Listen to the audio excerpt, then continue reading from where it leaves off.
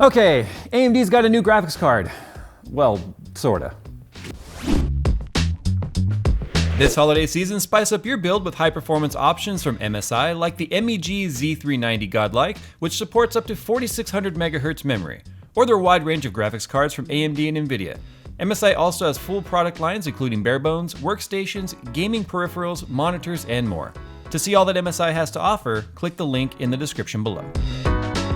So it's no surprise to anyone that AMD's sort of been struggling in terms of the GPU Radeon division over the last year. Raja Kadori, however you say his last name, Kadori, whatever, he was kind of poached by, well, he wasn't poached, he's not an animal. He was headhunted. That almost sounds like his head got cut off. He now works for Intel. Anyway, because Intel's coming out with a graphics card. I don't know if you guys have heard, I think by 2020 we're supposed to see some mainstream desktop performance graphics card to try and compete with NVIDIA. AMD hasn't really been competing too well. I mean, the last major launch that we've seen from AMD was Vega.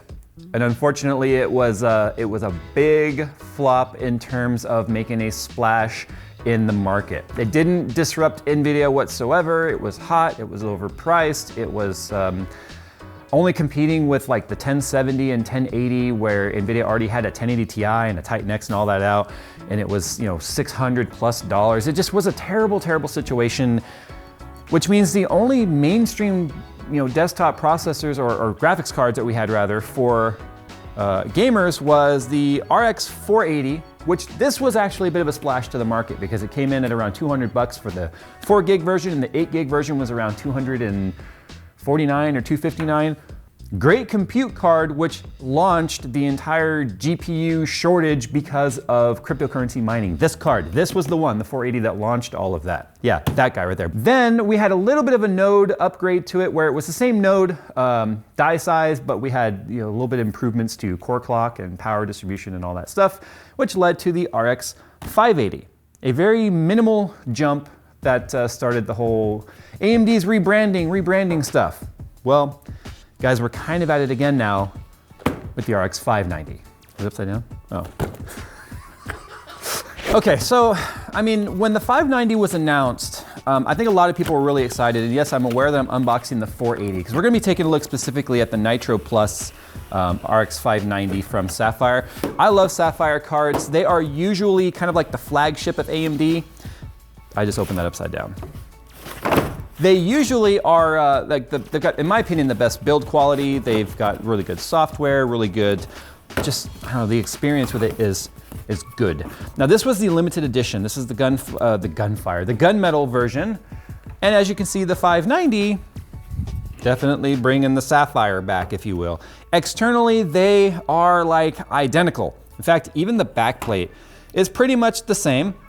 It's just a different color. So as you can see, they have definitely brought the Sapphire back, all the Sapphire color, blue LEDs in there and all that stuff. In fact, these are pretty much like a direct copy of each other. I hope you guys like blue because that's the only color you're getting, at least with this one right here with the Nitro Plus.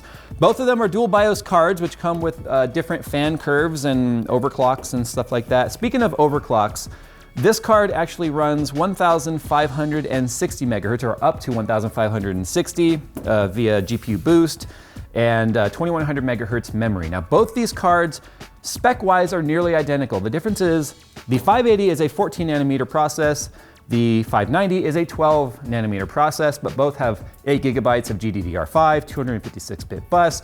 The base specs of both these cards, for reference models anyway, have an 8 gigabit per second memory speed. Not a whole lot different between these cards, which unfortunately is kind of fueling the whole audience distaste for the whole rebranding thing. We have seen the rebranding claims from the 200 series and up. And yeah, so here's what we're gonna do today. We're gonna throw this card into the system right here. We're gonna load up some Battlefield 5. I actually had already started benchmarking this card.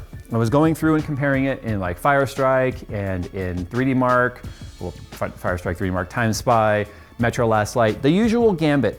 And guess what we found out? It's that much faster. As to be expected though, considering it's a 12 nanometer process, this is a 14 nanometer, it's got a little bit higher core clock. That's one of the major differences, smaller process, faster clock, higher TDP as well, 225 watt on the 590 versus a 185 watt on the 580. That doesn't mean that you couldn't necessarily overclock your 580 though to match the speeds or even exceed that of the 590 if you get a good overclocking card. The problem with these cards is some of them just, with AMD, it is super hit and miss on whether or not you're actually gonna get a good overclocking card.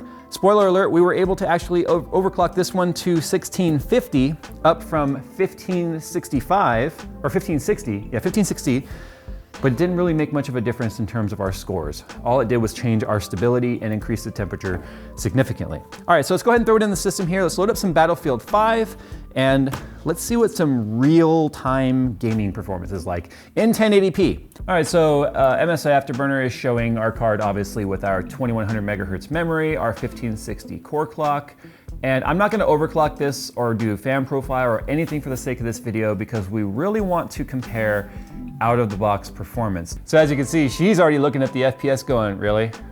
Really, that's all you could, no, I don't think she's actually saying that. She's like, ah, it's an AMD card. I'm just kidding, I kid.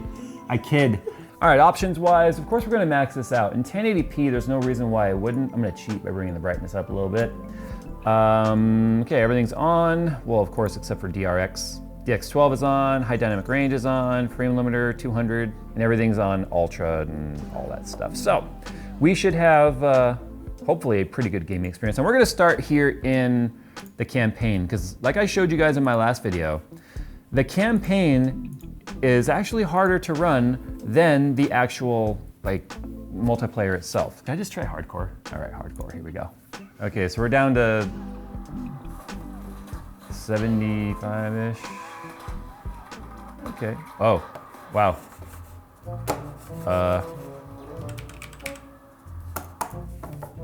So we decided to, instead of playing hardcore, we put on hard. Maybe that was inadvertently a graphics setting. I don't know. All right, we're good this time. That last one was just a fluke, I guess. So we were sitting 64 FPS, 63, 62. What just happened now? DirectX function, get device removed reason, failed with DXGI error, device hung, GPU driver 18.12.1. Okay, I'll try reinstalling the driver real quick. So now we're dealing with an issue where it keeps minimizing itself. Something to do with the latest drivers and Battlefield, I don't know. What if you were a new buyer and you built the system because you wanted to play Battlefield 5 and this is the GPU you got? Well, this might be the experience you get.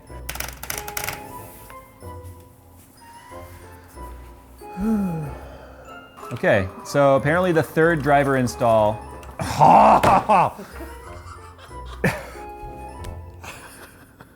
It could be an issue with AMD's driver, like the latest driver. I mean, AMD and driver problems, who's ever heard of that? Are we somehow getting better performance in DX11 with the AMD than we were with DX12? Whoa, oh, he got hung up on the pole there.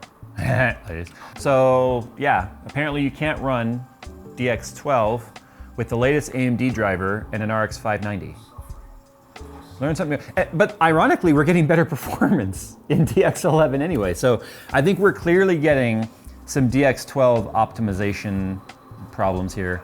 Could be a driver bug. We've reinstalled it 3 times, so it didn't really seem to matter.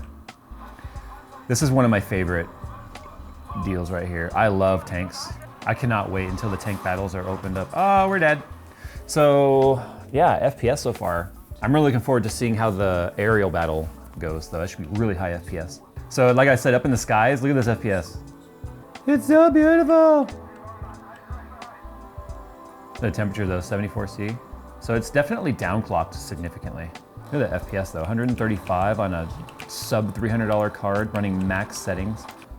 Okay, I'm not gonna play through this whole beginning campaign thing. I think multiplayer is where most people are gonna spend their time, right? I mean, most people will play through the campaign once to get the weapons and stuff you get for completing that, and then you go into multiplayer. So can this card give me 60 FPS plus? It's pretty warm actually. In multiplayer? I'm pretty sure yes, because of what I just saw here. In DX11, not 12. All right, let's do this. 130-ish FPS already at the start of the game. If I had RTX, I would have seen his reflection. Yeah. Oh, it was like that scene from Saving Private Ryan. Yeah. He's 8 meters away, and you're a medic. 7, 6, come on, get me. 5.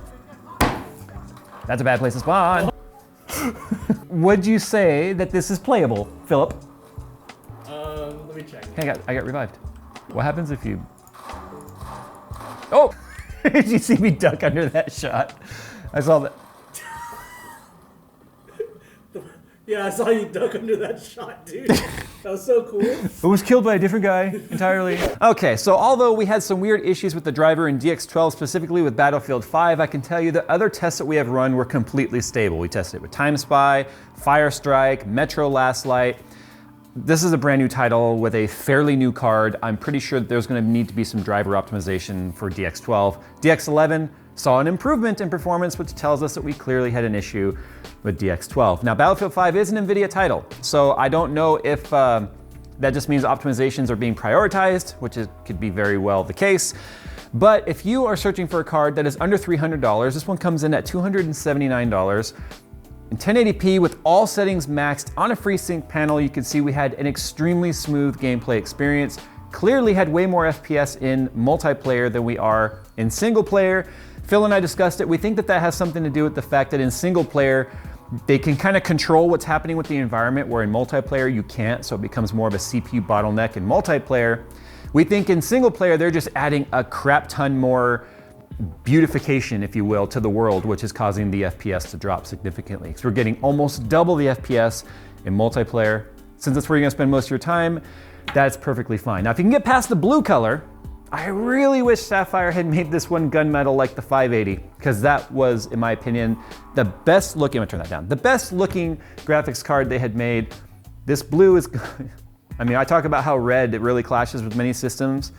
You can see the blue is clearly only going to appeal to those who want blue and or an amazing card and don't care what it looks like. So, there you have it. Saw some weirdness with DX12, but nonetheless, in 1080p Ultra, all settings maxed, as high as it would possibly go in Battlefield 5, more than 100 FPS in multiplayer, which is great. I didn't do a full review of this card by testing it through a whole suite because, like everyone else has kind of discovered, it is slightly better than a 580 and slightly-ish better. Wait. So I didn't do a full gamut of testing with this card, specifically because, did I say gamut? I meant gambit. Is it gambit? Gambit. Gamut. So I didn't run the full gamut of testing with this card because, spoiler alert, well, it's not really a spoiler, it's at the end of the video now, it is a fair good amount better than a 480 and better-ish than a 580, but at the expense of being more power draw and 10% or so faster. So didn't need to run a whole bunch of benchmarks to tell you guys that. But at the end of the day, it doesn't really matter because you can't really buy 480s anymore. And if you're getting better performance for the same price, that's not a bad thing, whether it's rebranded or not. I'd love to see something big come from AMD to really shake the tree when it comes to GPU market, because I think you guys have seen with NVIDIA and its inflated pricing and a completely out of control mindset in terms of what costs what for NVIDIA graphics cards. We need something to happen now. Fortunately, it's not gonna happen anytime soon, I don't think. All right, guys, thanks for watching. And as always, we'll see you in the next one.